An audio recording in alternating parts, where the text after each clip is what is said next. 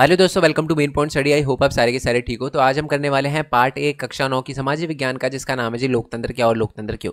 और हम करने वाले हैं जिसके मोस्ट इंपॉर्टेंट क्वेश्चन, और ये मोस्ट नहीं है, most most most important question है आपके एग्जाम में। इस चैप्टर से रिलेटेड जो भी क्वेश्चन आएगा ना, वो इसी पीडीएफ के अंदर मिलेगा आपको। ये बात मैं आपको लिख कर दे सकता हूँ, क्योंकि ऐसा नहीं है मैं पहली बार मोस्ट इंपॉर्टेंट क्वेश्चन की वीडियो बना रहा हूँ। ठीक है, मैं हर साल बनाता हूँ। और ये बात आप अपने सीनियर से जाके, मतलब पुराने मोस्ट इंपॉर्टेंट क्वेश्चन वाली वीडियो उठा के देखोगे ना, तो वहाँ पर आपके आपके जो सीनियर हैं, क्लास 10th में चले गए हैं, जो क्लास 11 में चले गए, उनके कमेंट मिल जाएंगे कि सर हाँ, पूरा का पूरा जो क्वेश्चन पेपर है उसके अंदर से डिट्टो आया है। ठीक है, तो टेंशन लेने की जरूरत नहीं है, यही करो। बट हाँ, वीडियो को स्किप मत करना, क्योंकि मेरे को पता है बहुत सारे बच्चे डायरेक्टली चैप्टर नहीं समझते, सीधा मोस्ट इंपॉर्टेंट क्वेश्चन की वीडियो पे आते हैं। तो अगर आप इसको भी स्किप करोगे तो कैसे चलेगा।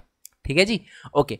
और एक और बात यार, कि अगर आपका कोई फ्रेंड है जिसका इंग्लिश मीडियम है, यानी जिसकी एसएसटी इंग्लिश में है, तो सेम चैप्टर मैंने इंग्लिश के मोस्ट इंपॉर्टेंट क्वेश्चन भी अपलोड करे। और मैं सिर्फ ये चैप्टर नहीं, मैं हर चैप्टर, एसएसटी का हर एक चैप्टर, ठीक है, सामाजिक विज्ञान की तो पूरे जो फर्स्ट टर्म में जो भी आ रहे हैं, वो सारे के सारे मोस्ट इंपॉर्टेंट क्वेश्चन के अलग से वीडियो बना दूंगा।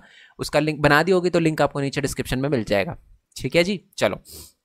और बाकी अगर ये पीडीएफ आपको चाहिए हो तो ये आपको हमारे टेलीग्राम चैनल पे मिल जाएगी। टेलीग्राम बेसिकली ऐप है, व्हाट्सएप की तरह ही होते हैं, उसमें भी नंबर लॉगिन करना पड़ता है, नंबर डाल के। तो उसका लॉगिन वगैरह करके सर्च करोगे ना, main point study 9th, screen पे आपको नाम भी दिख रहा होगा, मेन पॉइंट स्टडी 9th आप सर्च करोगे तो 9th के टेलीग्राम चैनल पे आ जाओगे, उससे आप ज्वाइन कर लेना। ठीक है जी, चलो अब क्वेश्चन कर देते हैं शुरू। तो हमारा पहला क्वेश्चन है कि जी लोकतंत्र क्या है और लोकतांत्रिक और गैर लोकतांत्रिक सरकार में अंतर बताइए। ठीक है, ध्यान से मेरी बात सुनो, पहले मैं समझाऊंगा और आंसर भी दिखाऊंगा। ये आंसर लिखे हुए हैं मैंने, डोंट वरी, बट मैं पहले समझा देता हूं, सुन लो मेरी बात। लोकतंत्र सरकार का वह स्वरूप है जिसमें लोग वोट देकर अपने नेता को चुनते हैं। सिंपल। ठीक है, लोग जहां भी लोग वोट देकर अपने नेता को चुनते हैं उसको हम लोकतंत्र शासन व्यवस्था कहते हैं। ठीक है, सिंपल है ना। जैसे कि भारत में लोग वोट देकर अपने नेता को चुनते हैं, तो भारत एक लोकतंत्र है। ठीक है, आगे अभी डेफिनेशन पे आएंगे, बट पहले लोकतांत्रिक और गैर लोकतांत्रिक सरकार में अंतर देख लेते हैं। देखो, लोकतांत्रिक सरकार क्या होती है, जहां पर लोग वोट देकर अपने नेता को चुनते हैं, जैसे कि इंडिया। ठीक है, गैर लोकतांत्रिक सरकार क्या है, जैसे राजा रानी वाला सिस्टम। यहां पर लोग वोट देकर अपने नेता को नहीं चुनते। क्यों? क्योंकि राजा का बेटा राजा, राजा का बेटा राजा, ऐसा वाला सिस्टम चलता है, तो लोग वोट नहीं देते। लोकतांत्रिक सरकार में क्या होता है, लोगों की अभिव्यक्ति की आज़ादी होती है, यानी लोग अपने लीडर के खिलाफ, जिनको उन्होंने चुना उसके खिलाफ कुछ भी बोल सकते हैं, उनसे सवाल पूछ सकते हैं। बट गैर लोकतांत्रिक सरकार में आप राजा के खिलाफ कुछ भी नहीं बोल सकते, आपको फांसी दे दी जाएगी। ठीक है, लोकतांत्रिक सरकार में लोग चुनते हैं कि उनके लिए क्या अच्छा है और क्या अच्छा नहीं है ना। लोग ही वोट देकर चुनते हैं कि उनके लिए कौन सा लीडर अच्छा है, कौन सा लीडर अच्छा नहीं है। बट गैर लोकतांत्रिक सरकार में क्या होता है कि जो राजा होता है वो तय करता है कि लोगों के लिए क्या अच्छा है, क्या अच्छा नहीं है, क्योंकि एक बार वो चुन गया, फिर वो सारे डिसीजन अपने अकॉर्डिंग लेता है। ठीक है, अब आ जाती है जी डेफिनेशन पे। पहले तो लोकतांत्रिक सरकार की डेफिनेशन लिखी हुई है कि लोकतांत्रिक शासन का एक ऐसा स्वरूप है जिसमें शासकों का चुनाव लोग करते हैं। गैर लोकतांत्रिक की भी डेफिनेशन है कि गैर लोकतांत्रिक सरकार में शासकों का चुनाव लोग द्वारा नहीं होता है। इसमें बता चुका, अभिव्यक्ति की आज़ादी होती है, यानी लोगों को अपनी बात रखने की आज़ादी होती है। लोकतांत्रिक में बात रखने की आज़ादी नहीं होती। लोकतांत्रिक सरकार में क्या होता है, लोग चुनते हैं कि उनके लिए क्या अच्छा है, क्या बुरा है।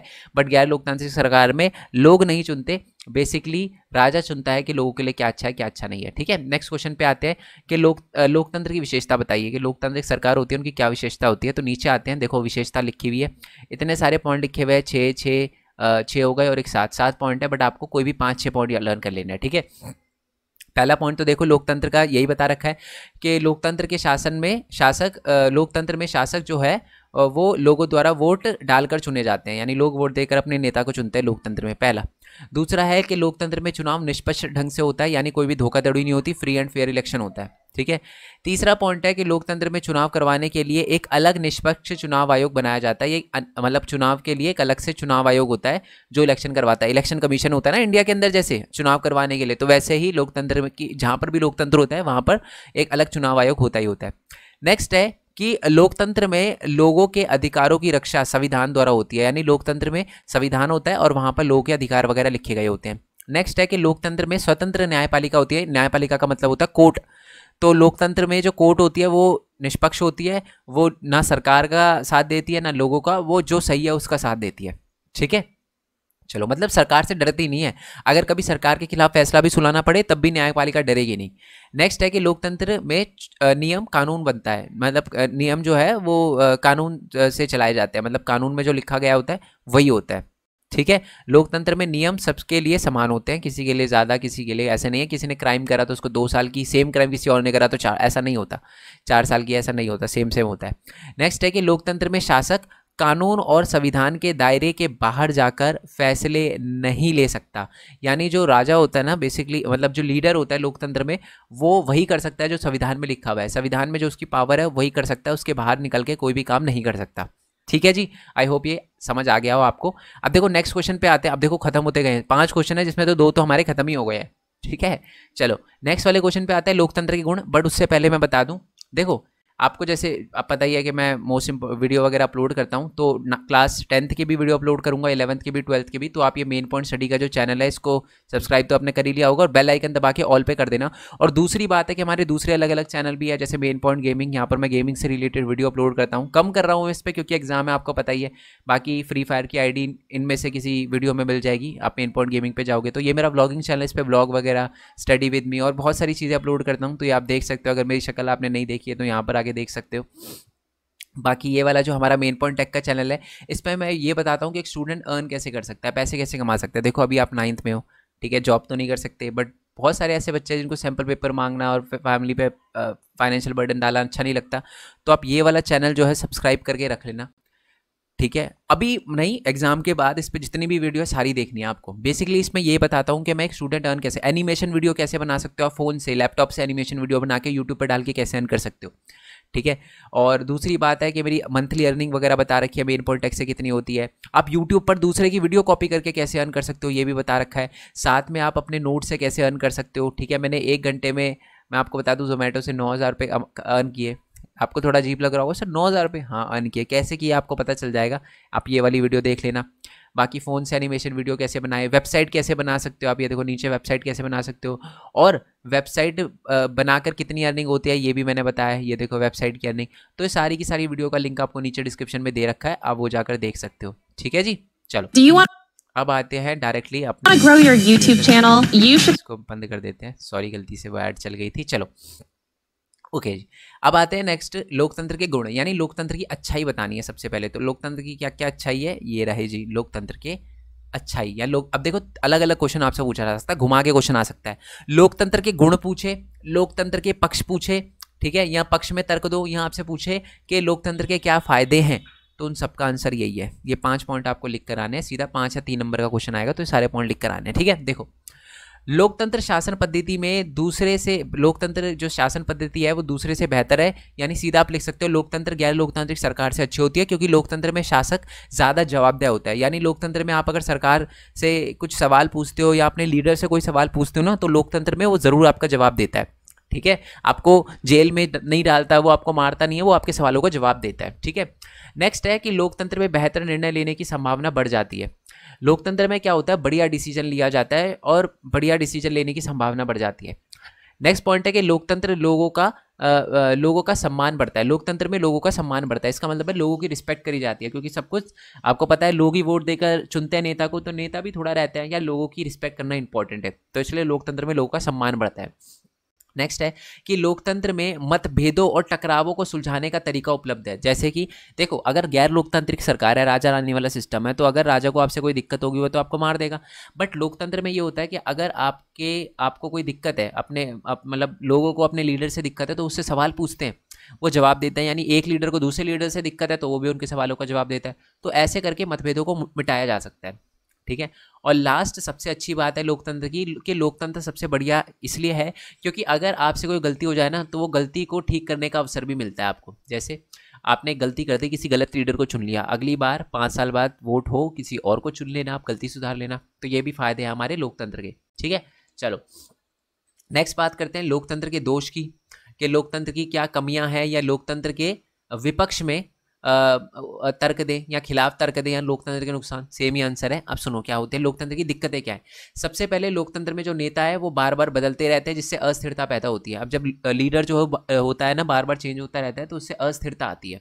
ठीक है, क्योंकि लीडर, जैसे मान लो एक लीडर है, उसने पुल बनाना स्टार्ट किया, ब्रिज बनाना स्टार्ट किया, अब वो ब्रिज तो बना दिया, आधा बन गया, फिर लीडर चेंज हो गया। अब जो नया लीडर है वो कहता मैं ब्रिज नहीं बनवाऊंगा, तो अस्थिरता आ गई ना, एक तरह से नुकसान हुआ एक तरह से देश का, पैसे का। नेक्स्ट पॉइंट है कि लोकतंत्र का मतलब सिर्फ राजनीतिक लड़ाई और सत्ता का खेल है, यहाँ नैतिकता का कोई जगह नहीं होती। इसका मतलब है कि लोकतंत्र में क्या होता है, जो लीडर होते हैं ना वो सिर्फ पैसे कमाने के पीछे लगे रहते हैं, एक दूसरे पे इल्ज़ाम लगाते रहते हैं, जीतने के लिए, सत्ता का खेल होता है, पावर के लिए कुछ भी कर सकते हैं, वो एक दूसरे को मार सकते हैं, एक दूसरे के खिलाफ आरोप लगा सकते हैं, कुछ भी कर सकते हैं। तो ये भी एक बहुत बड़ी दिक्कत है। नेक्स्ट है कि लोकतंत्र में इतने सारे लोग से बहस करनी पड़ती है जिससे हर फैसले में देरी होती है। देखो लोग गैर लोकतांत्रिक में क्या होता है, राजा होता है, राजा ने डिसीजन लिया और बन गया, राजा रोक देता है, रुक जाता है। बट लोकतंत्र में क्या होता है, पार्लियामेंट में हर मेंबर से पूछना पड़ता है, बहस करनी पड़ती है, और कभी कभार कोई फैसला जो होता है बहुत लंबा खिंच जाता है। जो एक दिन का फैसला होता है वो पूरा एक महीना खिंच जाता है, क्योंकि सबसे लड़ाई करनी पड़ती है, बताना पड़ता है, पूछना पड़ता है ना। नेक्स्ट है, तो ये भी एक दिक्कत है लोकतंत्र की। नेक्स्ट है कि चुने हुए नेता को लोगों के हितों का पता नहीं होता, इसके चलते खराब फैसले होते हैं। कभी कभार ऐसा भी होता है, लोग गलत नेता को चुन लेते हैं जिसकी वजह से वो गलत डिसीजन ले लेता है, ठीक है। तो ये भी एक बहुत बड़ी दिक्कत है लोकतंत्र में। नेक्स्ट है कि लोकतंत्र में चुनावी लड़ाई महत्वपूर्ण और खर्चीली होती है, इसलिए इसमें भ्रष्टाचार होता है। अब नेता क्या होता है, इलेक्शन जीतने के लिए गलत काम भी करता है ना, करप्शन। अब इतने पैसे जब वो इलेक्शन जीतने के लिए लगाता है, लोगों को घूस वगैरह देता है, थोड़ी पैसे देता है, 500 रुपये देता है वोट डालने के लिए, है ना, अपनी मतलब भ्रष्टाचार। अब वो इतने पैसे उसने लगाए हैं तो पैसे निकालने की भी कोशिश करता है, तो भ्रष्टाचार करता है। अब देखो ये है ना, लोकतंत्र में गैर लोकतांत्रिक सरकार से थोड़ा ज़्यादा भ्रष्टाचार होता है। क्यों? गैर लोकतांत्रिक सरकार में क्या होता है, राजा होता है, अब राजा का सब कुछ है तो वो क्या करप्शन करेगा, उसे पता है सब कुछ मेरा ही है। बट लोकतांत्रिक सरकार में क्या होता है, हर लीडर अपनी जेब भरने में लगा रहता है, क्योंकि उसको पता है 5 साल का टाइम है, उसके बाद तो लीडर चेंज हो जाएगा, ठीक है। चलो नेक्स्ट क्वेश्चन पे आते हैं कि सामान्य लोगों को पता नहीं होता कि उनके लिए क्या अच्छा है और क्या नहीं, तो इसके लिए उनको चुनाव में वो गलत फैसला भी ले सकते हैं। आपको पता है कि सामान्य लोग जो होते हैं ना, वो इलेक्शन में वोट डालते हैं, लोकतंत्र में वोट डाल के अपने नेता को चुनते हैं, कभी कभार वो गलत डिसीजन ले लेते हैं, है ना। और देखो लोगों को पता नहीं होता, बहुत सारे लोग तो ऐसे हैं कि 500 रुपये के चक्कर में अपना वोट बेचने के लिए तैयार हो जाता है, किसी को भी वोट देने के लिए रेडी हो जाते हैं। तो ये भी एक लोकतंत्र में बहुत बड़ी दिक्कत है कि लोगों को पता नहीं होता कि उनके लिए क्या अच्छा है क्या बुरा है, तो उनको वो गलत फैसले भी ले लेते हैं कभी कभार। ये भी एक लोकतंत्र की कमी है, ठीक है जी, क्लियर हो गया। अब ये लास्ट क्वेश्चन आप देख रहे हो, इसमें से है ना, ये कोई बड़ा क्वेश्चन नहीं है, इसमें से 1 या 2 मार्क्स के क्वेश्चन ही आएंगे, ठीक है। इसमें देखो अलग अलग देशों में लोकतंत्र की व्यवस्था बताओ, पाकिस्तान में, एस्टोनिया में, जिम्बाब्वे में, फिजी में, सऊदी अरेबिया में और महीको में। यहाँ 100 मैक्सिको पढ़ते हो आप, बट ये महीको है, कभी बाद में बताऊंगा। बच्चे सोच रहे होंगे सर आपको तो आता ही नहीं पढ़ना, मैक्सिको कहते हैं इसको, मैक्सिको नहीं बच्चे, महीको कहते हैं। चलो बाद में बात करेंगे इसके बारे में। बट अब सबसे बड़ा सवाल तो ये आता है कि सर इतने सारे आपने ये तो पूरा ही चैप्टर इसमें डाल दिया इस वाले क्वेश्चन के अंदर, तो नहीं, आप पे इसमें एक एक नंबर के क्वेश्चन आएंगे। मैं बता देता हूँ क्या क्या क्वेश्चन आएंगे। सबसे पहले पाकिस्तान वाले केस पे आ जाते हैं।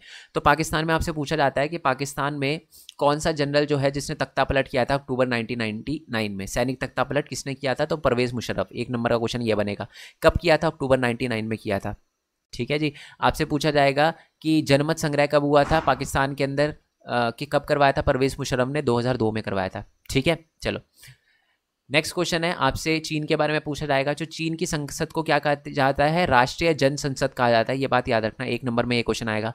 चुनाव जो होता है ना, हमारे चाइना में एक ही मेन पार्टी है, उसका नाम जो है चीनी कम्युनिस्ट पार्टी है, ये भी आप याद रखना, 1 मार्क्स में ये भी क्वेश्चन आएगा। नेक्स्ट क्वेश्चन आपसे पूछा जा सकता है मैक्सिको के बारे में, जिसको महीको बताया था मैंने, महीको ही कहते हैं एक्चुअल में। तो अगर महीको के बारे में बात करें तो महीको का जो राष्ट्रपति है हर 6 साल में चेंज होता रहता है। ये पहला क्वेश्चन है कि कब चेंज होता रहता है, तो हर 6 साल में चेंज होता रहता है। नेक्स्ट है कि जो मैक्सिको के अंदर जो पार्टी है, या महीको के अंदर जो पार्टी है जो हमेशा जीतती रहती थी, धोखाधड़ी से इलेक्शन करवा के जीतती रहती थी, उसका क्या नाम था, उसका नाम था PRI, ठीक है। PRI का नाम उल्टा है, जैसे आई आ रहा है ना सबसे एंड में, बट आई सबसे पहले आता है।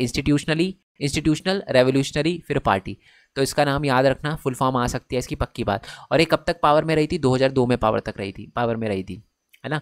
उसके बाद सऊदी अरेबिया का, तो मैं आपको बता दूं सऊदी अरेबिया में ना 2015 से पहले औरतों को वोटिंग राइट नहीं था। तो ये आपसे पूछा जा सकता है कि कब तक औरतों को वोटिंग राइट्स या वोट का अधिकार नहीं था सऊदी अरेबिया में, 2015 तक। नेक्स्ट है एस्टोनिया। तो एस्टोनिया के अंदर सबसे बड़ी दिक्कत ये है, एस्टोनिया के अंदर जो रूसी अल्पसंख्यक है ना, रूसी लोग जो है ना, उनको वोट डालने में बड़ी मुश्किलें आती है, तो ये एक दिक्कत है। आपसे पूछा जा सकता है कि एस्टोनिया के अंदर क्या दिक्कत है, तो रूसी अल्पसंख्यकों को मतदान के अधिकार जो है प्राप्त करने में बहुत मुश्किलें आती है। अच्छा, फिजी में सबसे बड़ी दिक्कत यह है कि फिजी के अंदर क्या होता है, जो भारत से गए हुए लोग हैं ना, उनका वोट आधा काउंट होता है। जैसे इंडिया में तो सबका वोट एक काउंट होता है, सबका वोट एक है, जैसे आप वोट डालो, आपके पेरेंट्स वोट डालेंगे, मैं वोट डालूंगा, मेरे पेरेंट्स वोट डालेंगे, तो उनका वोट एक काउंट होता है। बट अगर मैं बात करूँ फिजी में, तो उनका वोट आधा काउंट होता है, ठीक है। नेक्स्ट वाले क्वेश्चन पे आते हैं। सॉरी नेक्स्ट वाले उस पे आते हैं। एक पार्टी है, ये बात हो रही है जिम्बाब्वे की, तो सबसे पहले आपसे पूछा जाएगा कि जिम्बाब्वे के अंदर कौन सा लीडर था जो धोखाधड़ी से इलेक्शन जीतता था। तो मैं उसको अब नाम बता दूँ, उसका नाम था रॉबर्ट मुगाबे। मुगाबे नाम था उसका, ये ब है रॉबर्ट मुगाबे। और जो हमारा रॉबर्ट मुगाबे था ना, उसकी जो पार्टी थी उसका नाम क्या था, जानू पीएफ। फुल फॉर्म सुन लो, जिम्बाब्वे आएगी नहीं वैसे तो, आ सकती है बट एक नंबर में, तो इसे सुनना, Zimbabwe African national union patriotic front, ये इसकी फुल फॉर्म है, याद रखना। ये भी धोखाधड़ी से इलेक्शन करवाता था, है ना, और डराता था बाकी पार्टी के लीडर को ताकि कोई भी इसके सामने इलेक्शन में खड़ा ना हो। तो ये सारी की सारी चीज़ें करता था, ठीक है जी। तो ये सारे के सारे मोस्ट इंपॉर्टेंट क्वेश्चन हो गए। इसमें ना ये वाला जो क्वेश्चन नंबर 5 है ना, ये इसमें से एक एक मार्क्स से क्वेश्चन आएंगे, 2 मार्क्स से आ सकते हैं, ज़्यादा नहीं, बट इसमें से आएंगे ज़्यादातर। ये पूरे क्वेश्चन इसमें से जो है, जो भी अगर मान लो इस चैप्टर के अंदर से आपके 4 नंबर का कोई क्वेश्चन आता है ना, तो वो इन चारों में से ये एक होगा 101%। तो ये क्वेश्चन आपको करना ही करना है। बाकी चैप्टर के भी मोस्ट इंपॉर्टेंट क्वेश्चन मैं अपलोड कर दूंगा।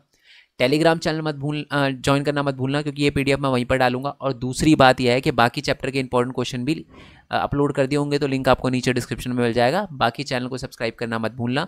और अगर आपको चैप्टर के नोट चाहिए ना, वो आपको वेबसाइट पे मिल जाएंगे, mainpointstudy.in करके हमारी वेबसाइट है। आप गूगल पे जाके, ये देखो ये दिख रहा होगा mainpointstudy.in, यहाँ अगर आप गूगल पे जाके लिखोगे ना मेन पॉइंट स्टडी, तो आपके सामने वेबसाइट आ जाएगी। और मैं आपको बता दूँ, यहाँ पर अभी कुछ चैप्टर के नोट्स अपलोड नहीं किए मैंने, बट जल्दी कर दूंगा, ठीक है। तो इस वेबसाइट पे आप आके नोट्स वगैरह ले सकते हो, ओके। बाकी नेक्स्ट चैप्टर के लिए स्टे ट्यून, नेक्स्ट चैप्टर के मोस्ट इंपॉर्टेंट के लिए स्टे ट्यून। मिलते हैं जी नेक्स्ट वीडियो में, तब तक के लिए थैंक यू सो मच। जय हिंद, जय भारत, वंदे मातरम। Thanks for your support, bye bye.